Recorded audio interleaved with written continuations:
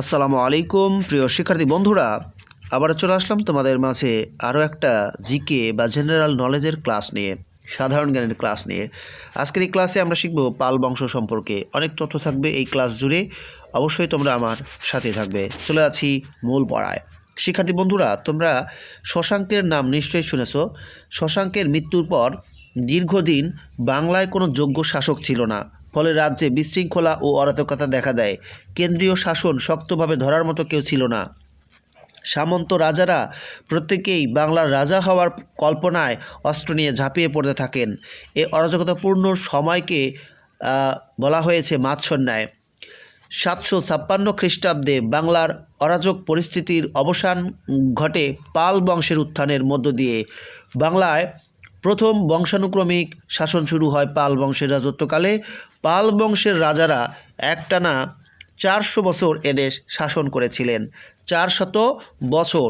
পাল বংশের প্রতিষ্ঠাতা হচ্ছেন গোপাল। তোমরা অবশ্যই এই নামটা মনে রাখবে। গোপাল ভাঁড় তোমরা নিশ্চয়ই দেখো, তো তোমরা মনে রাখবে গোপাল হচ্ছে পাল বংশের প্রতিষ্ঠাতা। এরপরে হচ্ছে এই যে পাল বংশতালী রাজ্য শাসন করে কত বছর বা এদেশ শাসন করে 400 বছর। পাল বংশের প্রতিষ্ঠাতা আমরা জেনে গেছি গোপাল। পাল বংশের শ্রেষ্ঠ রাজা হচ্ছে ধর্মপাল। পাল বংশের শ্রেষ্ঠ রাজাকে ধর্মপাল।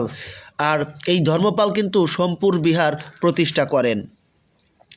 সোমপুর বিহার অবস্থিত হচ্ছে নওগাঁ জেলার পাহাড়পুরে। বাংলার প্রথম দীর্ঘস্থায়ী রাজবংশের নাম পাল বংশ। এরপরে দেখো, পাল বংশের সর্বশেষ রাজা হচ্ছে মদন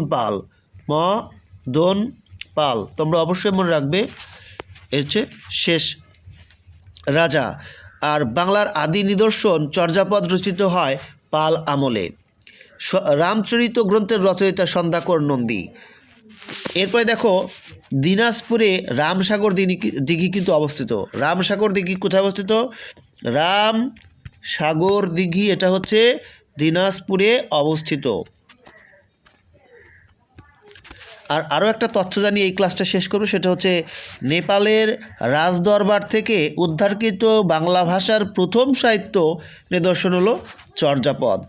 চর্যাপদের নাম তোমরা কিন্তু অনেকেই শুনেছ। তো যাই হোক, প্রত্যেকেই এই ছোট্ট ক্লাসটা বন্ধুদের মাঝে একটু শেয়ার করে দিও। ভিডিওতে ভালো লাগলে লাইক দিয়ে দিবে। নতুনরা অবশ্যই চ্যানেলটা সাবস্ক্রাইব করে রাখবে। সবাই ভালো থাকো, সুস্থ থাকো। আল্লাহ হাফেজ।